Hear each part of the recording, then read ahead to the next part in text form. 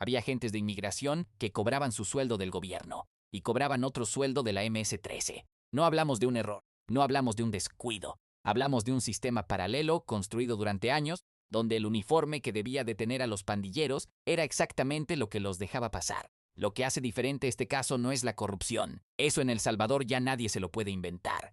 Lo que hace diferente este caso es el nivel, porque no estamos hablando de un cipote que miraba para otro lado.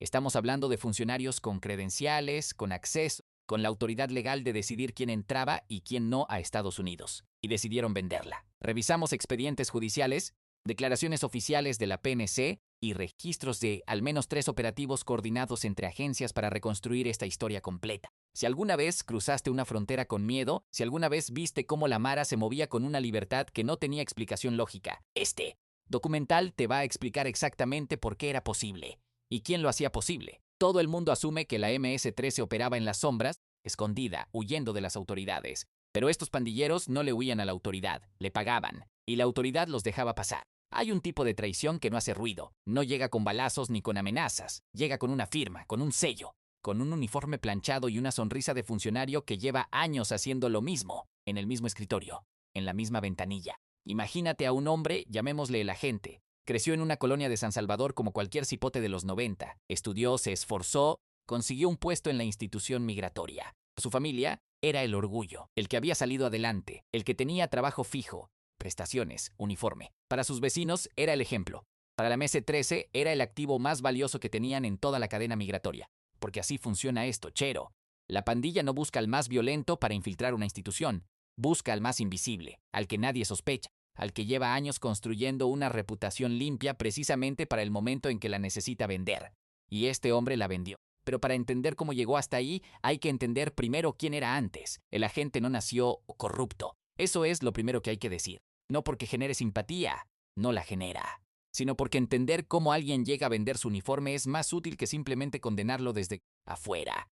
Creció en una colonia donde la presencia del Estado era intermitente en el mejor de los casos, donde la policía llegaba después de los problemas, nunca antes, donde las instituciones eran algo que uno veía en la televisión o en los discursos de campaña, no algo que uno experimentaba como protección real en la vida diaria. Pero a diferencia de muchos cipotes de su generación, el agente encontró una salida que no pasaba por la pandilla. Estudió, no en una universidad privada, eso estaba fuera de sus posibilidades, en un instituto técnico, con becas que consiguió a punta de notas y de no faltar a clases, aunque el bus de la mañana no llegara y tocara caminar 40 minutos. Cuando consiguió el puesto en la institución migratoria, su mamá lloró, no de tristeza, de alivio, porque en ese El Salvador de principios de los 2000, tener un trabajo del gobierno era sinónimo de estabilidad, de que alguien en la familia había logrado cruzar al otro lado, no de la frontera, sino de la línea invisible que separaba a los que tenían certeza de los que vivían al día. El uniforme significaba algo, para él, para su familia, para la colonia que lo había visto crecer. Y durante los primeros años fue exactamente lo que parecía, puntual, correcto, sin problemas disciplinarios, con evaluaciones que lo describían como un funcionario confiable, discreto, con buen trato al público. El tipo de empleado que ningún supervisor nota, no porque haga mal su trabajo, sino porque lo hace bien y sin drama. Invisible de la mejor manera posible. Y ahí, en esa invisibilidad, en esa reputación construida con paciencia, estaba exactamente lo que la MS-13 había estado buscando. Porque la pandilla no improvisa cuando se trata de infiltrar instituciones. Lo que mucha gente no entiende de la MS-13, y esto es algo que los investigadores que han estudiado su estructura durante años confirman, es que la pandilla tiene una división de funciones mucho más sofisticada de lo que sus crímenes más visibles sugieren. Hay una capa que todos conocen. Los que ejecutan la violencia, los que cobran la renta, los que controlan el territorio colonia por colonia. Esa capa es visible, ruidosa, y es la que aparece en las noticias. Pero hay otra capa, más silenciosa, más paciente, más peligrosa en términos estratégicos. La capa que identifica activos dentro de las instituciones del Estado, que los estudia, que los evalúa, que determina cuáles son vulnerables, cuáles son útiles y cuál es la mejor manera de aproximarse a cada uno. Y cuando decimos vulnerables, no hablamos necesariamente de personas con problemas morales o sin principios. Hablamos de personas con presiones, deudas, familia enferma, un salario que no alcanza para lo que la vida exige, un hijo que necesita medicamentos que el seguro no cubre, una madre que necesita una operación, un hermano que tiene problemas y necesita ayuda. La MS-13 no busca corruptos, los fabrica. El proceso de reclutamiento, porque eso es lo que es, un reclutamiento con todas las etapas de cualquier proceso de selección. Empieza mucho antes del primer contacto directo. Empieza con observación. alguien dentro de la red de la pandilla, no necesariamente un pandillero con tatuajes y apodo. Observa. Puede ser un vecino, un familiar lejano, alguien que frecuenta el mismo mercado, la misma iglesia, el mismo transporte, alguien que tiene acceso a la vida cotidiana del objetivo sin levantar sospechas. Durante semanas, a veces meses, ese observador construye un perfil. ¿Qué hace la gente después del trabajo? ¿Con quién se reúne? ¿Qué problemas tiene? ¿Cómo vive? Si tiene deudas, si su familia está bien, si hay tensiones en su hogar que sugieran presión económica o emocional. No es espionaje sofisticado, es atención sistemática a detalles que cualquier persona revela sin darse cuenta en su vida diaria. Y cuando el perfil está completo, cuando la pandilla sabe exactamente cuál es el punto de presión del objetivo, viene el primer contacto. Y el primer contacto nunca, nunca, parece lo que es. No llega un pandillero con tatuajes a ofrecer dinero a cambio de favores. Eso sería demasiado obvio, demasiado fácil de rechazar. El primer contacto llega como ayuda, un conocido que aparece en el momento justo, que sabe, porque la red se lo dijo, que el agente tiene un problema específico en ese momento y que ofrece una solución que no parece tener costo. Un préstamo entre amigos. Un favor sin condiciones aparentes. Una conexión que resuelve el problema inmediato sin pedir nada a cambio. Por ahora. Ese es el anzuelo. Y funciona no porque la gente sea estúpido, no lo es. Funciona porque en ese momento, con esa presión encima, la oferta llega exactamente cuando más se necesita. Y el cerebro humano, bajo presión, tiene una capacidad extraordinaria para convencerse de que esta vez es diferente, que este favor no tiene consecuencias, que uno puede manejar la situación. Semanas después llega el recordatorio de que el favor existió, no como amenaza, como observación casual. Y con el recordatorio viene la primera solicitud, pequeña, casi razonable, mirar para otro lado una vez, dejar pasar un documento sin revisarlo con demasiado detalle, nada que parezca grave, nada que deje huella obvia. Pero la MS-13 ya tiene lo que necesitaba, no su firma todavía, no su compromiso total, tiene algo más valioso que eso. Tiene el primer eslabón de una cadena que el agente todavía no sabe que está construyendo alrededor de sí mismo. Y una vez que ese primer eslabón existe, los siguientes llegan solos, porque la psicología de la corrupción progresiva funciona así. El primer favor crea lo que los investigadores llaman el umbral de entrada. Una vez cruzado ese umbral, una vez que el funcionario ha hecho algo que sabe que no debería haber hecho, su posición negociadora cambia radicalmente. Ya no puede denunciar sin implicarse. Ya no puede retroceder sin consecuencias, y la pandilla lo sabe, lo calculó desde el principio. Entonces el segundo favor es más fácil de pedir y de conceder, porque el costo psicológico de resistirse, el de reconocer que uno ya cruzó una línea y que tiene que enfrentar eso, es mayor que el costo de seguir adelante y decirse que ya que importa. Los psicólogos que estudian corrupción institucional le llaman a este fenómeno la escalera de compromisos. Cada peldaño es más alto que el anterior, pero como subiste el anterior, el siguiente parece alcanzable. Y así, sin un momento único de decisión dramática, sin una escena donde el agente eligió conscientemente convertirse en lo que se convirtió, fue construyendo su propio camino hacia adentro de la red, favor tras favor, peldaño tras peldaño, hasta que un día se sentó en su escritorio, revisó su teléfono, vio el mensaje con el nombre y los datos del pandillero que tenía que dejar pasar esa tarde, y lo hizo con la misma rutina con la que procesaba cualquier otro trámite, sin drama, sin adrenalina, sin culpa visible, con la normalidad fría de alguien para quien eso ya era simplemente parte del trabajo. Eso es lo más perturbador de este caso, no la corrupción en sí. La corrupción existe en todas las instituciones del mundo, en distintos grados y formas. Lo perturbador es la normalización. El momento en que dejar pasar a un pandillero con orden de captura activa se convierte en un trámite más, en una línea más del día, en algo que se hace entre el café de la mañana y el almuerzo. Y el agente no era el único que había llegado a ese punto, porque la red que la MS-13 había construido dentro de las instituciones migratorias no dependía de un solo hombre en una sola ventanilla.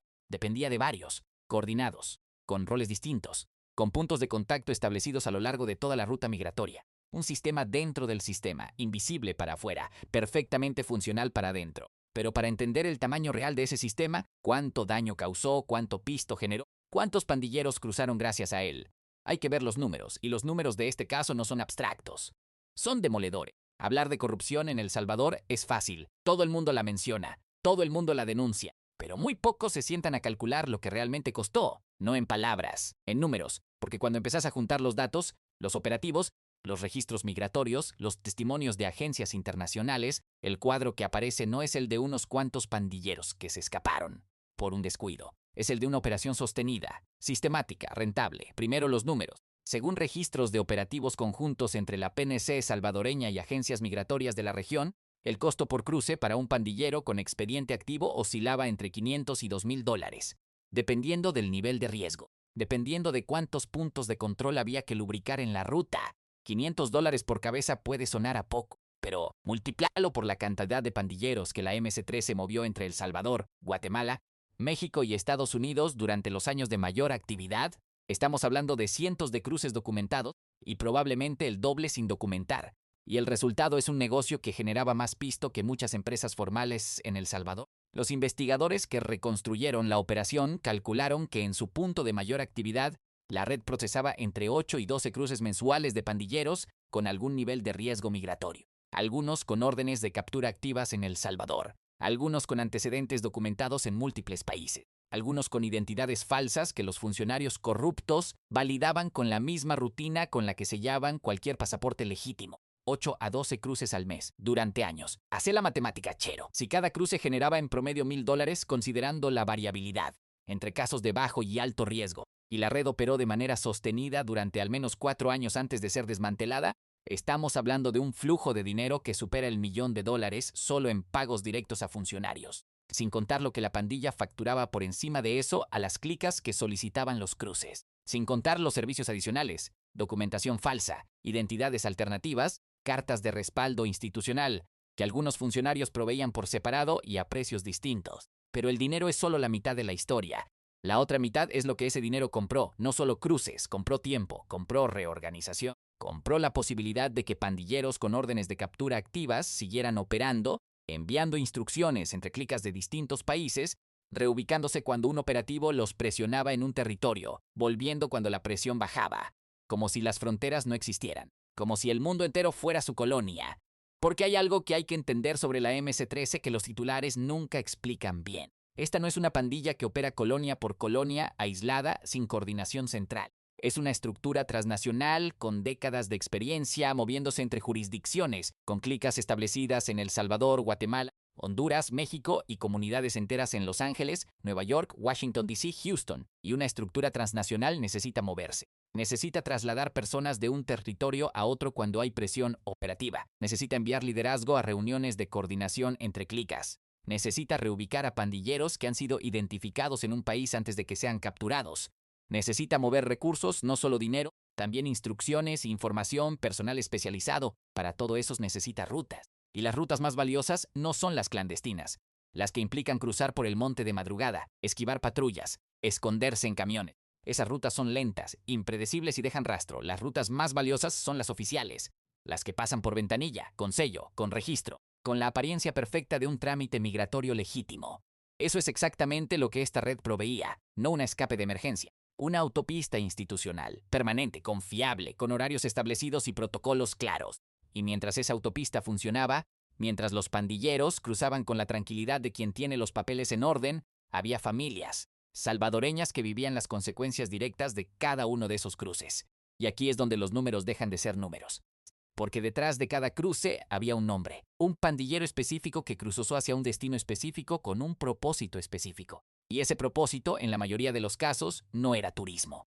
Había pandilleros que cruzaban para reorganizar clicas que habían sido debilitadas por operativos locales, que llegaban al otro lado de la frontera, se reunían con liderazgo en Los Ángeles o en Houston, recibían instrucciones y recursos, y volvían con renovada capacidad operativa.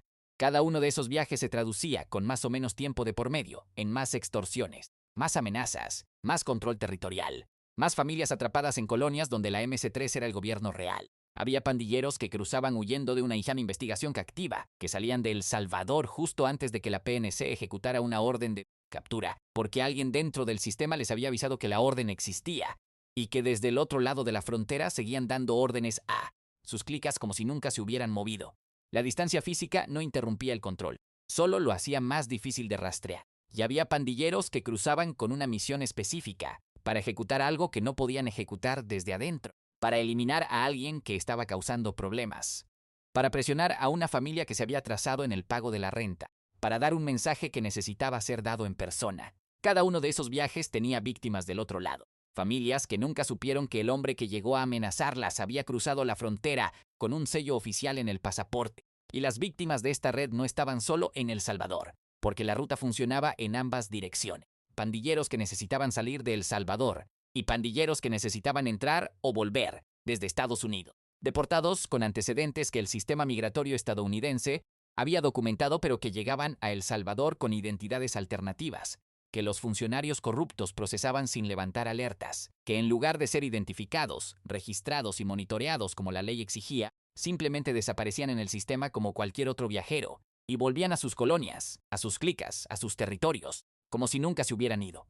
Como si los años en Estados Unidos hubieran sido solo untes. En la colonia Lourdes de Soyapango, una señora que había conseguido, después de años, sacar a su hijo mayor de la pandilla, con todos los riesgos que eso implica, con todos los sacrificios que eso costó, vio llegar un día a un hombre que su hijo reconoció de inmediato.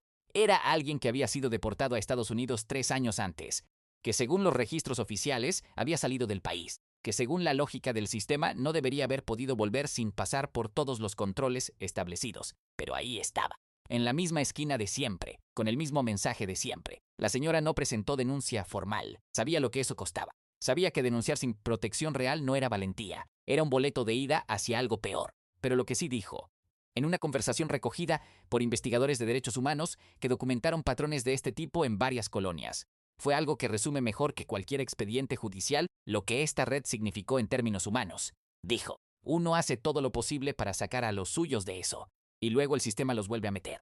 Eso es lo que la gente y los funcionarios como él facilitaron con cada sello que pusieron donde no debían. No un cruce migratorio, una sentencia. Para familias que llevaban años intentando construir algo normal en colonias donde lo normal era imposible. Y el costo no se medía solo en violencia directa, se medía también en lo que los economistas llaman el costo de incertidumbre.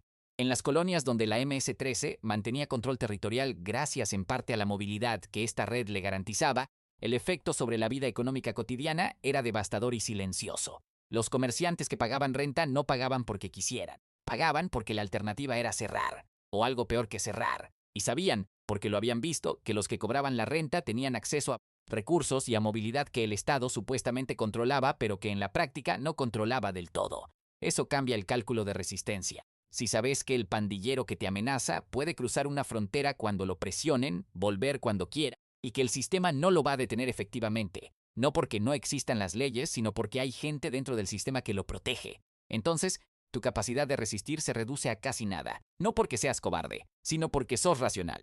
Había familias que tomaron decisiones de vida enteras basadas en esa realidad. Familias que migraron, que dejaron sus casas, sus negocios, sus comunidades, no porque quisieran irse, sino porque calcularon que irse era la única manera de salir de una situación que el Estado no podía o no quería resolver.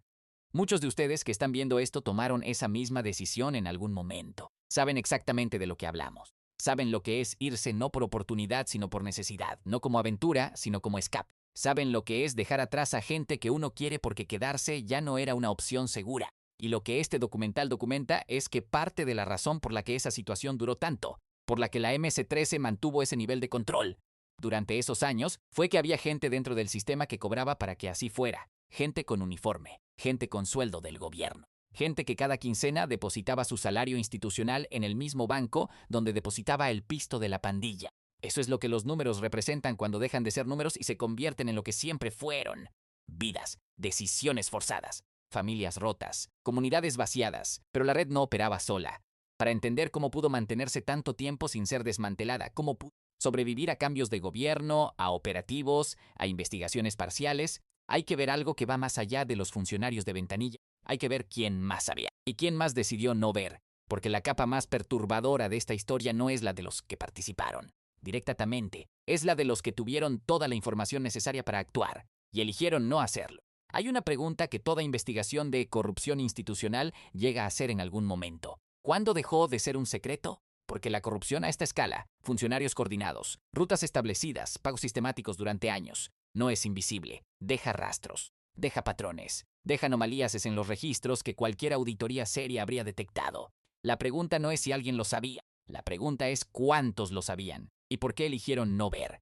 Cuando los investigadores empezaron a reconstruir la cronología de esta red, lo primero que encontraron no fueron los funcionarios corruptos. Lo primero que encontraron fueron los huecos, registros migratorios con inconsistencias que nadie había reportado, cruces que no cuadraban con los controles de turno, nombres que aparecían en listas de búsqueda, pero que también aparecían en registros de salida legal del país. Huecos que alguien había dejado ahí, y huecos que alguien más había decidido no llenar, porque así funciona la corrupción institucional cuando alcanza cierto nivel, chero. Ya no depende solo de los que participan activamente, depende también de los que miran para otro lado, de los supervisores que no preguntan, de los auditores que no profundizan, de los jefes de turno que prefieren no saber qué pasó en la ventanilla de al lado. La red no se sostiene solo con cómplices directos, se sostiene con silencios convenientes, y esos silencios tenían distintas motivaciones. Algunos callaban por miedo, porque la MS-13 no solo compraba funcionarios, también amenazaba a los que podían delatarlos. Un agente que empezaba a hacer preguntas incómodas recibía primero una advertencia discreta. Si seguía preguntando, la advertencia dejaba de ser discreta. Otros callaban por conveniencia, porque en una institución donde la corrupción está normalizada, denunciarla no te convierte en héroe, te convierte en problema, en el que complica el ambiente, en el que pone en riesgo el trabajo de todos con sus denuncias. Y otros, hay que decirlo aunque duela, callaban porque también recibían algo, no necesariamente pisto. A veces era tan simple como un ascenso que llegó sin méritos claros, un traslado conveniente, una evaluación positiva que no correspondía al desempeño real. La red era más ancha de lo que parecía desde afuera, pero había un nivel más. Uno que los investigadores tardaron más en documentar precisamente porque operaba con mayor distancia y mayor protección. Porque más allá de los funcionarios de ventanilla, más allá de los supervisores que miraban para otro lado, había actores que facilitaban el marco legal dentro del cual todo esto era posible. Abogados que conocían el sistema migratorio con precisión quirúrgica y que ofrecían sus servicios a precios que ningún migrante honesto podía pagar, pero que la MS-13 pagaba sin problema. Abogados que sabían exactamente qué documentación presentar, qué tecnicismo invocar, qué ventana del sistema explotar para que un pandillero con expediente activo obtuviera documentos que no le correspondían. No todos eran cómplices directos de la pandilla, pero todos sabían que sus clientes no eran precisamente ciudadanos modelo, y cobraban igual.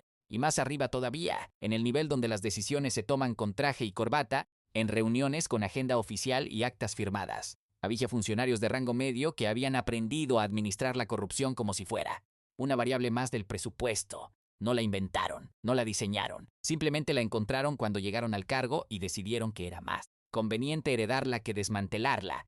Este es el Salvador que muchos de ustedes recuerdan, no el de las noticias, no el de los comunicados oficiales, el de a diario, el de saber que había reglas para unos y reglas para otros, el de entender desde cipote que el uniforme no siempre significaba protección, a veces significaba exactamente lo contrario. Eso es lo que esta red representó durante años, no solo una falla del sistema, una demostración de que el sistema, en ciertos niveles, no había fallado, había funcionado exactamente como algunos querían que funcionara. Pero todo sistema paralelo tiene un punto de quiebre, y el de esta red llegó de una forma que sus propios operadores no anticiparon, porque el error no vino de afuera, vino de adentro. Y cuando empezó a desmoronarse, se desmoronó rápido. Las redes de corrupción no caen por investigaciones perfectas, caen por errores humanos. Y el error que desmanteló esta red en particular fue tan simple que cuando los investigadores lo reconstruyeron, lo primero que sintieron no fue satisfacción, fue incredulidad. Porque durante años, años de cruces coordinados, de pagos sistemáticos, de silencios comprados, la red había operado con una disciplina casi perfecta. Cada quien sabía su rol. Cada quien sabía hasta dónde preguntar y hasta dónde callarse. Pero la disciplina tiene un enemigo que ninguna organización criminal ha podido vencer del todo, la codicia. Uno de los funcionarios dentro de la red decidió que su porcentaje no era suficiente, que el riesgo que corría no correspondía a lo que recibía, que otros dentro de la misma estructura se llevaban más sin asumir más exposición, y empezó a negociar por su cuenta, a ofrecer sus servicios directamente a pandilleros que no pasaban por los canales establecidos de la red, a cobrar doble, a saltarse los protocolos que habían mantenido todo invisible durante tanto tiempo. Ese fue el hilo que alguien jaló. No fue una denuncia ciudadana, no fue una investigación periodística. Fue una intercepción de comunicaciones, parte de un operativo más amplio que la PNC y agencias internacionales llevaban meses ejecutando en silencio, que captó conversaciones que no deberían haber existido entre un funcionario de migración y números telefónicos ya identificados como pertenecientes a células activas de la MS-13. A partir de ahí, todo fue metódico. Los investigadores no actuaron de inmediato. Eso es lo que la gente no entiende de los operativos bien ejecutados. La parte más difícil no es encontrar la evidencia, es tener la disciplina de esperar mientras la evidencia crece, de dejar que la red siga operando el tiempo suficiente para documentar no solo a los actores directos, sino a toda la cadena. Semanas de vigilancia, meses en algunos casos, cada cruce registrado, cada pago documentado, cada comunicación archivada. Y cuando llegó la orden, cuando el presidente Bukele y las autoridades competentes determinaron que la evidencia era suficiente para actuar, sin dejar escapatoria legal, el operativo se ejecutó con una coordinación que la red no anticipó porque nunca había visto algo así antes. Simultáneo. múltiples puntos al mismo tiempo. No un arresto, una redada institucional. A las 4 de la mañana de un martes, la hora que los operativos eligen porque es cuando el cuerpo humano está en su punto de menor alerta. Equipos de la PNC y del Ministerio de Seguridad se desplegaron de manera simultánea en al menos 6 puntos distintos. Oficinas institucionales, residencias privadas, un vehículo detenido en una carretera secundaria a las afueras de San Salvador. Cada objetivo fue neutralizado antes de que pudiera comunicarse con los demás. Eso fue intencional. La coordinación del operativo estaba diseñada específicamente para cortar las comunicaciones internas de la red antes de que cualquiera de sus miembros pudiera advertir a los otros. En menos de 2 horas, la aduana paralela de la MS-13 había dejado de existir. Lo que encontraron los investigadores en los registros y dispositivos confiscados esa madrugada confirmó lo que ya sabían, y añadió detalles que incluso ellos no habían anticipado. Listas, nombres, montos, fechas, un registro casi contable de cada transacción, cada cruce, cada pandillero que había pasado por esta red en los últimos años. La red había sido tan meticulosa en su operación que sin quererlo había documentado su propio crimen con una precisión que cualquier fiscal habría tardado años en construir desde cero. Los detenidos fueron trasladados bajo custodia máxima, sin escala, sin trámites que pudieran ser manipulados, sin ventanillas donde alguien pudiera hacer un favor de último momento. Esta vez, el sistema funcionó como debía funcionar, pero la captura fue solo el principio de lo que este caso reveló, porque lo que los expedientes confiscados esa madrugada contenían no era solo evidencia de corrupción migratoria, era un mapa de hasta dónde había llegado la infiltración de la MS-13 dentro de las instituciones del Estado salvadoreño. Y lo que ese mapa señalaba, los nombres, los cargos, las fechas, iba a cambiar la conversación sobre el régimen de excepción de una forma que nadie había anticipado completamente. Hay verdades que un país tarda años en poder decir en voz alta, no porque no las sepa, sino porque decirlas tiene un costo. Y durante mucho tiempo, en El Salvador, ese costo era demasiado alto para la mayoría. Pero los expedientes confiscados esa madrugada no podían silenciarse. Eran demasiado específicos. Demasiado verificables. Y lo que revelaron, cuando los investigadores terminaron de procesarlos, cuando los fiscales terminaron de analizarlos, cuando las agencias internacionales terminaron de cruzar la información con sus propios registros, fue algo que confirmaba lo que muchos salvadoreños habían sospechado durante décadas, pero nunca habían podido probar con documentos en la mano. La MS-13 no había infiltrado una institución, había infiltrado un sistema, y la diferencia entre esas dos cosas no es semántica, es estructural. Infiltrar una institución significa corromper a personas dentro de un organismo. Es grave, es tratable. Se resuelve depurando a los cómplices y reforzando los controles. Infiltrar un sistema significa algo distinto. Significa que la corrupción había encontrado la manera de reproducirse sola, de cooptarse a sí misma, de generar los mecanismos de protección necesarios para que cada nuevo funcionario que llegara enfrentara la misma decisión que los anteriores y encontrara el mismo camino de menor resistencia. El mapa que revelaron los expedientes mostraba conexiones en al menos 4 instituciones distintas, no todas con el mismo nivel de compromiso, no todas con cómplices directos en todos los niveles, pero todas con huecos, con silencios, con anomalías que habían sido ignoradas durante demasiado tiempo. Migración, customs, seguridad fronteriza, y en los márgenes, apenas documentado pero presente, indicios de contactos dentro del sistema judicial que habían facilitado la validación legal de documentos que no debieron existir jamás. Eso es lo que el régimen de excepción encontró cuando empezó a operar con acceso real a los expedientes que el sistema anterior había mantenido fragmentados. No era solo una pandilla que controlaba colonias, era una pandilla que había aprendido a usar el Estado como herramienta. Y aquí es donde hay que decir algo que los medios internacionales, los mismos que critican al presidente Bukele desde sus redacciones en Europa y Estados Unidos, sistemáticamente omiten cuando hablan del régimen de excepción. La pregunta no es si las medidas son duras. La pregunta es qué nivel de infiltración justifica qué nivel de respuesta. Porque cuando el sistema judicial está comprometido, cuando los jueces que deben validar las detenciones son los mismos que durante años firmaron liberaciones inexplicables, operar dentro de ese sistema no es justicia, es reciclar la impunidad con otro nombre. Lo que Bukele entendió, y lo que este caso documenta con una claridad que no admite interpretación, es que depurar una institución desde adentro, con las mismas reglas que la institución corrupta había aprendido a manipular, era matemáticamente imposible. El sistema tenía que romperse para poder reconstruirse. Y los resultados, los que se miden no en declaraciones políticas, sino en la experiencia diaria de los salvadoreños que todavía viven en esas colonias, son los que esta audiencia conoce mejor que cualquier analista internacional, porque ustedes lo vivieron.